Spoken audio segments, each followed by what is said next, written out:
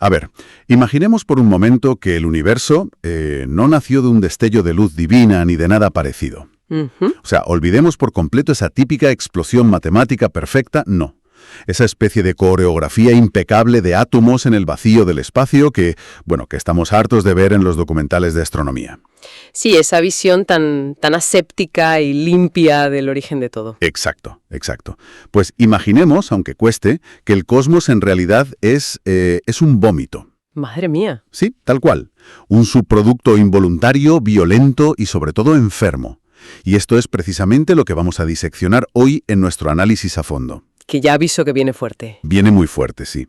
Vamos a adentrarnos en una obra que hace exactamente eso. Es un texto muy breve, pero de una brutalidad absoluta, que se titula Éteres diarreicos. Ya solo el título te da una pista, ¿verdad? Totalmente.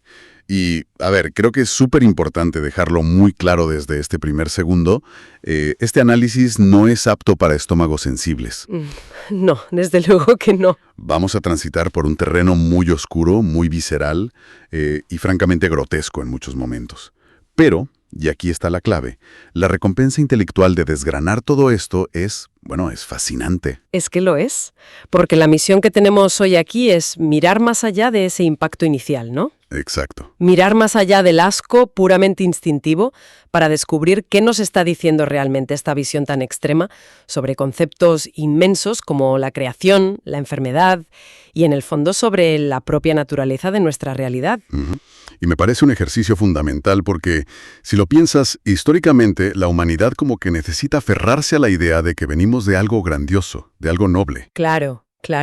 Necesitamos creer en un diseño inteligente o, por lo menos, en un origen que sea limpio, luminoso, que tenga sentido. Y aquí llega este texto y te tira todo eso por la borda. Por la borda y lo pisotea, sí. Lo que hace el autor de Éteres diarreicos es utilizar a propósito el lenguaje más explícito y putrefacto que te puedas imaginar. Ya. Pero, ojo, no lo hace como un adorno o para escandalizar de forma barata. No es el típico terror adolescente de dar asco por dar asco, no. Para nada. Lo usa como si fuera un bisturí. O sea, es una herramienta quirúrgica diseñada específicamente para desmontar toda esa visión romántica que solemos tener sobre el cosmos. Por eso elige el estancamiento y la enfermedad como el punto cero de todo. Ostras, es que es muy fuerte. Vamos a ir paso a paso porque las primeras líneas del poema, es que te dejan sin aire. Ujú. Comienza hablando directamente de un, y cito textualmente, cadavérico estancamiento. Tela con la extrisión. Ya ves. Y luego menciona una posible serenidad entumecida. A ver, antes de que ocurra absolutamente cualquier cosa, antes de la luz, del tiempo, de la materia, lo que nos plantea este texto no es el típico vacío lleno de energía potencial a punto de estallar. No es una página en blanco. Es que es un cadáver. O sea, hay un estancamiento absoluto, pero muerto. Tengo que admitir que la primera vez que leí esto sentí una mezcla rarísima entre asombro total y una repulsión súper genuina. Es normal. Porque, claro, te convierte el origen del universo entero en una especie de sala de autopsias que alguien ha dejado olvidada hace semanas. Y esa es exactamente la clave del texto, fíjate. Lo que resulta tan brillante aquí es cómo derriba por completo el concepto del caos primordial. Ajá, el caldo de cultivo ese mítico. Exacto. O sea, en casi todas las mitologías antiguas, o incluso en los modelos de la física teórica cuando se explican para todos los públicos, antes de la creación siempre hay como un estado de espera, algo latente. Claro, algo que está a punto de desbordar vida. Eso es. Pero aquí no. Aquí el estado originario es un cadavérico estancamiento. Y fíjate bien en la elección de la palabra cadavérico. Ya, es que no dice vacío ni nada neutral. No. Es que no describe la simple ausencia de vida que, sería un estado neutral, como dices. Un cadáver es el remanente de una vida que ya ha existido y ha perecido. Es la putrefacción de algo que vino antes. Ostras, claro. O sea, un cadáver implica necesariamente que hubo algo vivo antes y que fracasó. Exactamente. No es el lienzo en blanco que decíamos antes. Es un lienzo que está manchado, sucio y muerto. Y luego, esa otra frase, la posible serenidad entumecida, nos está sugiriendo que la paz de antes de que existiera el mundo no era la típica paz celestial de, los dioses durmiendo. Ya, el descanso divino. ¿Qué va? Es la parálisis de un cuerpo que ya no puede sentir. Porque, a ver, el entumecimiento ocurre cuando el nervio se muere, ¿no? O cuando la sangre deja de circular. Es decir, es una falsa serenidad, no hay calma real, solo incapacidad biológica de sentir. Madre mía, qué manera de arrancar. Y a partir de ese estancamiento muerto, de ese cuerpo entumecido, llegamos a la colisión frontal que da forma a la primera gran idea de la obra, el acto de la creación en sí mismo. Aquí viene la gran bofetada. Sí, porque después de esa falsa serenidad, el poema nos golpea con esta imagen, a ver qué te parece. Dice, aquella enfermedad devoradora ahora vomita universos de cruento parir. Es brutal. Ya tengo que detenerme aquí y ser un poco escéptico, la verdad, porque la primera vez que leí el título, Éteres diarreicos, y luego leí estas líneas del vómito y la enfermedad. ¿Pensaste que era una broma de mal gusto? Pues un poco sí. Pensé, vale, el autor simplemente quiere llamar la atención. Es como una escatología un poco adolescente, ¿no? Ujú. O sea, ¿por qué ensuciar la cosmología, el origen de todo, de una forma tan baja? No es una forma barata de buscar el escándalo. Es una reacción supernatural, ¿eh? La comparto totalmente al principio. Pero si rascamos solo un poquito, nos damos cuenta de que no hay absolutamente nada gratuito en esa elección de palabras. ¿Tú crees? Al 100%. Al contrario, es una demolición estructural y muy pensada de nuestras creencias más antiguas. Pensemos un momento en el título que mencionabas, Éteres diarreicos. Sí. El éter, si nos vamos a la época de Aristóteles, se definía como el quinto elemento. Ah, claro, la quinta esencia. Exacto. Era la sustancia pura, inmutable, totalmente incorruptible, que llenaba el universo más allá de la Tierra. Era, literalmente, lo que respiraban los dioses. Ya veo por dónde vas. Entonces, al añadirle el adjetivo diarreico, lo que hace el autor es coger lo más puro, lo más inalcanzable de la filosofía clásica y lo estrella violentamente contra la pérdida de control corporal más absoluta, terrenal y, bueno, enferma que existe. Ostras. Es buenísimo. O sea, es como si estuvieras en, no sé, admirando los frescos de la Capilla Sixtina, ¿vale? Estás ahí contemplando la divinidad, la belleza máxima, el dedo de Dios tocando a Adán. Ujú. Una imagen perfecta. Y de repente te das cuenta de que la propia pared, la estructura que sostiene toda esa pintura preciosa, en realidad está viva, pero supurando, cubierta de lodo y consumiendo el fresco desde dentro con algún tipo de hongo o infección. Es que esa analogía visualiza a la perfección el mecanismo de todo este texto. Sustituye el modelo clásico de la creación inteligente por un modelo puramente patológico. Ya, un diagnóstico médico básicamente. Tal cual. Si el origen de todo es una enfermedad devoradora, entonces resulta que la existencia misma no es un milagro precioso. Es un síntoma. Exacto, es un síntoma. El universo es un subproducto involuntario de una infección masiva. Y al describirlo como un vómito y un cruento parir, está fusionando la creación milagrosa de la vida con el rechazo orgánico más básico. Claro, el cuerpo vomita lo que le resulta tóxico, lo que no puede asimilar. Eso es, el universo existe porque la enfermedad no pudo retenerlo en el estómago. Madre mía. Y claro, esto nos lleva inevitablemente a los habitantes de ese cosmos que ha sido vomitado. Que somos nosotros y nuestros dioses. Exacto, porque el resultado de este parto tan sangriento y escatológico no son ángeles ni seres de luz perfectos. El texto dice explícitamente que nacen crías que son dioses purulentos. Dioses purulentos. Tela. Es que te deja frío. Si los creadores de este universo o las entidades supremas están literalmente supurando pus desde el mismo instante en que nacen, ¿qué significa eso para nosotros? Esa es la gran pregunta filosófica aquí. Porque si aplicamos la lógica de este universo enfermo, si nuestros dioses son bolsas de infección, entonces la vida carece por completo de ese propósito divino y puro que todo el mundo intenta buscar, ¿no? Desaparece de un plumazo, sí. ¿Cómo cambia nuestra forma de ver la realidad cuando asumimos que todo es, en esencia, el avance de una especie de pandemia a escala intergaláctica? Pues mira, cambian las reglas del juego por completo. Lo que estamos presenciando aquí es la aplicación directa de lo que en el cine se llama body horror, el terror corporal. Ah, sí, el terror físico, ¿no? Ujú. De mutaciones y eso. Exacto, pero aplicado a la cosmología. Normalmente, el terror corporal explora la degradación del cuerpo humano individual. Cronenberg, por ejemplo. La mosca. Eso es, la pérdida de control sobre nuestra propia carne, que es algo que nos aterra. Pues aquí esa falta de control orgánico se eleva a escala cósmica. Uf, qué agobio. Totalmente. Si los dioses son purulentos, eso significa que la divinidad misma está infectada. Y ojo a esto, no es que hayan caído en desgracia por algún pecado original o un castigo. No es Lucifer cayendo del cielo. No, es que nacieron ya enfermos. Y esto, si lo piensas, desmantela cualquier jerarquía moral. Claro, porque no hay buenos ni malos, solo sanos y enfermos. Bueno, en este caso solo enfermos. Exacto. En un universo que nace de un síntoma de vómito, el dolor o la tragedia humana no son castigos de un dios enfadado ni lecciones del karma que tengamos que aprender. Ya, son solo lógicas biológicas. Son pura mecánica de la enfermedad.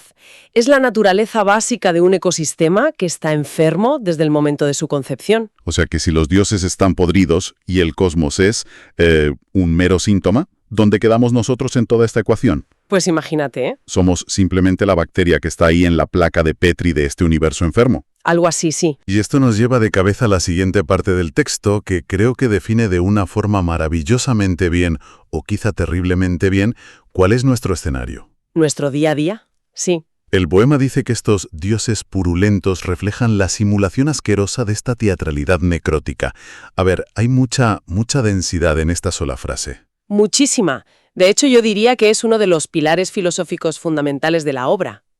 Porque aquí pasamos de intentar entender el origen macro del universo a intentar entender la naturaleza de nuestra realidad cotidiana y humana. Nuestro papel en la obra, ¿no? Eso es.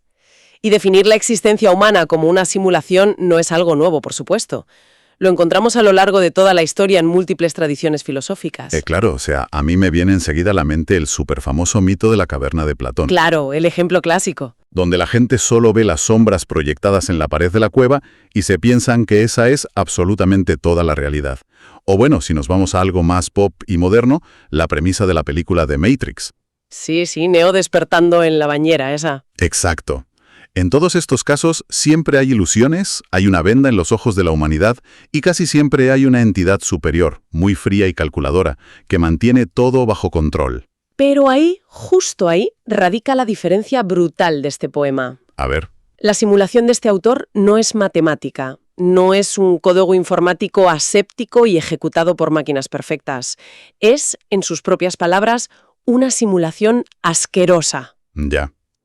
No hay líneas de código verde cayendo por la pantalla. No hay píxeles, hay pus. Es una teatralidad necrótica. Y al utilizar la palabra necrótica, el autor nos está diciendo algo muy específico sobre la biología de nuestra realidad. ¿A qué te refieres exactamente con lo de la biología de la realidad? Pues a que la necrosis, médicamente hablando, no es simplemente la muerte pacífica de algo. Es la muerte prematura de las células en un tejido que aún está vivo, debido a factores externos como puede ser una infección, toxinas o un trauma muy fuerte. Ostras. Es un proceso inflamatorio, caótico y tremendamente destructivo que devora la carne. O sea que el escenario de teatro en el que nosotros estamos actuando todos los días no es solo de cartón piedra falso, sino que se está pudriendo activamente mientras caminamos sobre él. Totalmente. El telón de fondo de nuestra vida está formado por tejido muerto y en un estado de descomposición constante. Qué imagen tan asfixiante, de verdad. Y lo más perturbador para mí es cómo el texto describe nuestra conexión directa con esta obra de teatro tan macabra. Sí, los hilos, ¿verdad? Es que no estamos enchufados a la matriz mediante unos cables de fibra óptica prístinos y limpios en la nuca.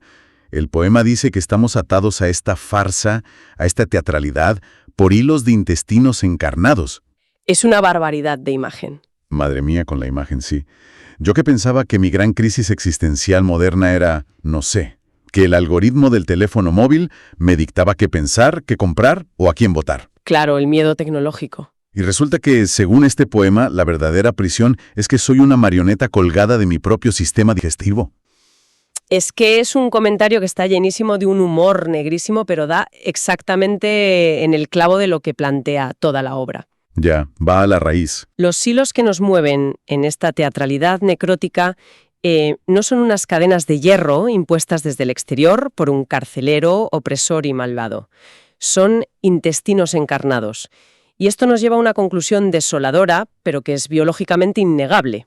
Que nosotros somos la trampa.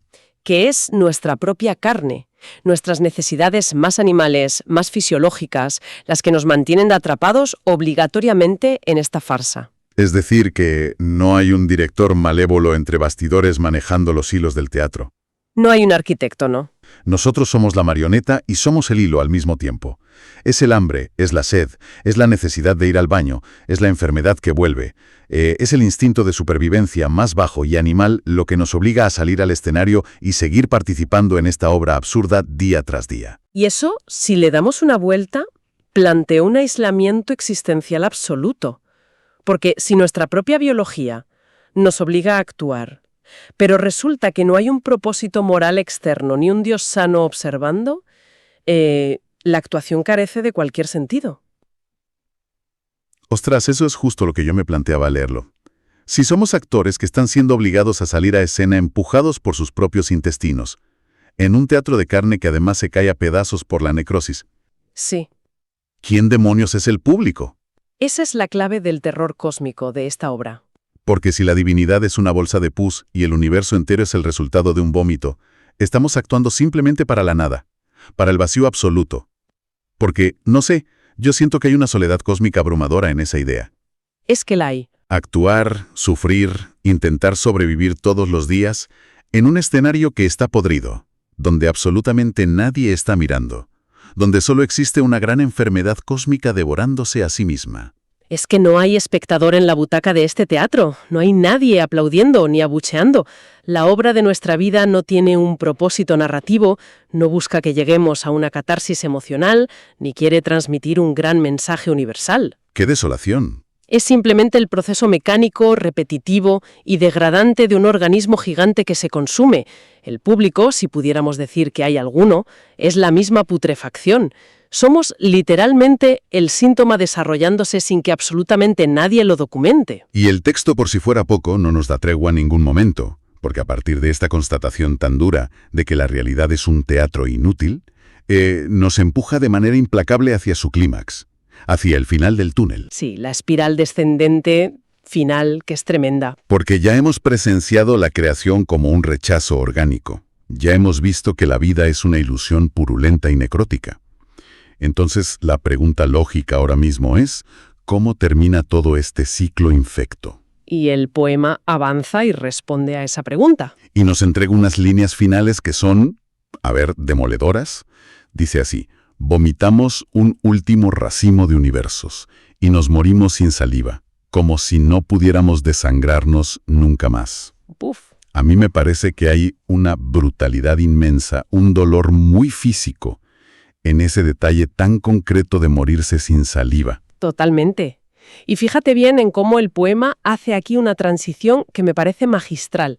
Va del macrocosmos inmenso al microcosmos humano y luego de vuelta al macrocosmos. A ver, explícame eso. ¿Cómo lo ves? Pues que empezamos hablando en tercera persona de una gran enfermedad devoradora externa que vomitaba universos, ¿te acuerdas? Sí, al principio. Pero ahora el sujeto gramatical cambia de repente. Ahora dice, vomitamos, nosotros.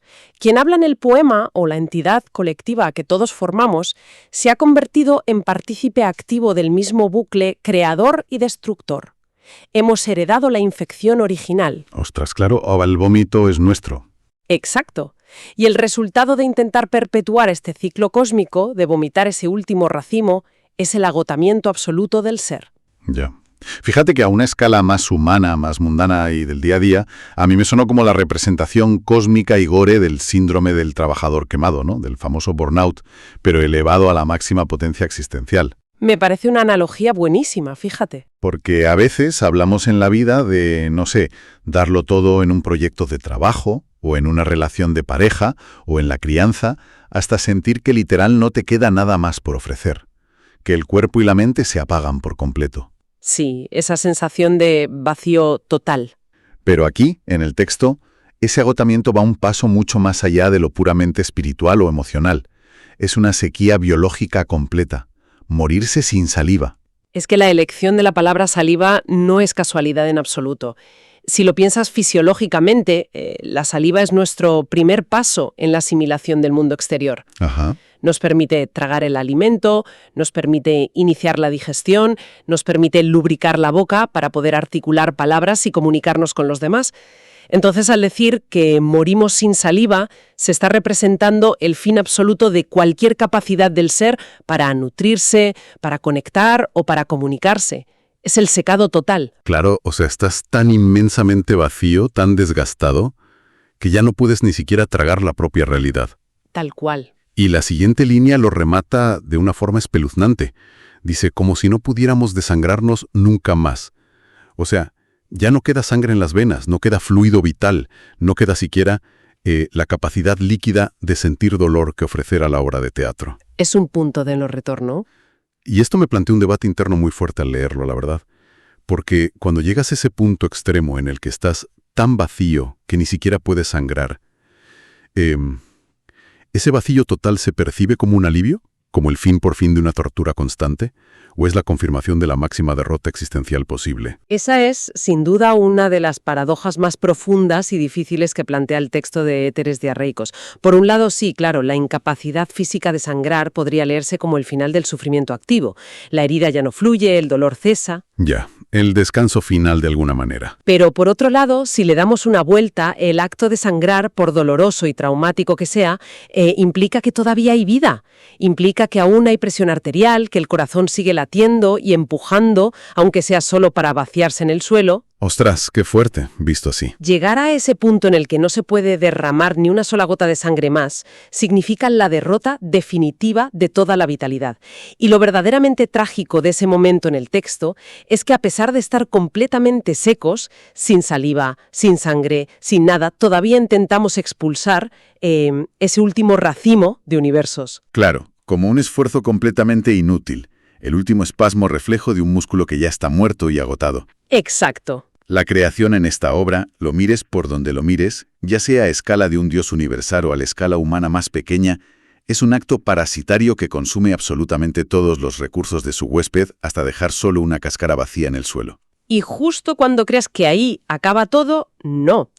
Que al menos nos queda el silencio inerte y pacífico de ese vacío estéril, el texto hace un movimiento circular implacable para no dejarnos escapar de ninguna manera. Así, la última línea. El poema se muerde la cola de forma espectacular. Nos dice que todo esto que acabamos de hablar, toda esta muerte sin saliva y sin sangre, ocurre entre estas explosiones fecales de éteres diarreicos. Retorna directa y bruscamente al título. Madre mía, un bucle cerrado y perfecto de podredumbre. Estructura global, ahora que hemos llegado al final, nos damos cuenta de que no hay ninguna escapatoria narrativa. El final del poema no es un descanse en paz. No hay fundido a blanco, ¿no? No. No hay iluminación cósmica ni una trascendencia del espíritu abandonando la prisión de la materia.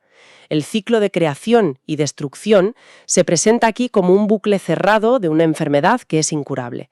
Todo nace de un síntoma, sí. Se desarrolla como una infección incurable, colapsa por puro agotamiento biológico y lo único que queda en el clímax son nuevas explosiones patológicas. Es, yo creo, la negación más rotunda y absoluta que he leído de cualquier forma de salvación o de propósito superior. Ya. Para este poema, todo comienza y termina irremediablemente en la pura materia en estado de descomposición.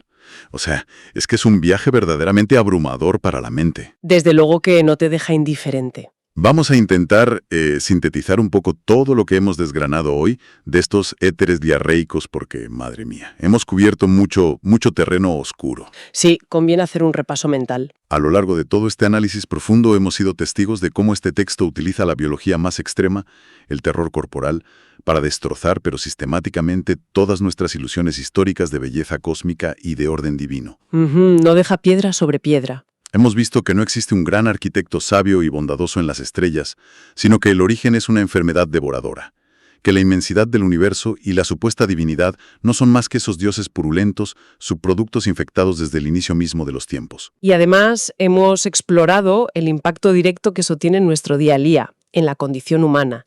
Esa revelación tremenda de que nuestra existencia, nuestra constante búsqueda de sentido vital, no es un viaje épico de héroes. Ya no somos Ulises. No. Es una simulación asquerosa. Es una obra de teatro levantada sobre tejidos necróticos donde las únicas cuerdas que nos mueven son las de nuestra propia fisiología, atrapándonos irremediablemente. Exacto, esos famosos hilos de intestinos encarnados que nos atan por el cuello a la supervivencia más básica y animal. Para finalmente entender, y esto es casi lo más duro, que el destino de esta gran obra teatral no es recibir un aplauso al final, o una gran revelación moral. No hay catarsis. Es un agotamiento biológico absoluto, que nos deja totalmente secos, sin saliva y sin la capacidad de sangrar una sola gota de dolor más, atrapados para siempre en un ciclo infinito de expulsiones patológicas. Tela. Es brutal. Pero el valor literario y filosófico de atrevernos a enfrentarnos a un texto con un lenguaje tan extremo y a priori desagradable reside precisamente en que nos obliga a mirar hacia donde, por puro instinto de preservación humana, siempre preferimos apartar la mirada. Claro, mirar a la herida. El autor nos despoja de una bofetada de todos los sedantes cósmicos y religiosos que hemos inventado. Utilizar términos médicos como diarrea, pus o necrosis no es de verdad un mero capricho de adolescente. Es la estrategia narrativa perfecta para igualar absolutamente todo lo que existe en el cosmos bajo las mismas leyes implacables. La decadencia celular y la degradación térmica. Tal cual. Desde el planeta más inmenso hasta el dios más antiguo, todo está atado a la misma fragilidad visceral y asquerosa que gobierna nuestro propio y pequeño cuerpo humano. Es que ha sido una disección intensa, qué duda cabe. Es una de esas lecturas que, te guste o no, se te quedan pegadas en la mente durante días por la pura fuerza brutal de sus imágenes. Son imágenes difíciles de borrar, sí. Pero bueno, al final del día, este es exactamente el tipo de desafío intelectual que necesitamos para sacudir de vez en cuando nuestras ideas preconcebidas y, sobre todo, preguntarnos en qué sustentamos realmente nuestras creencias.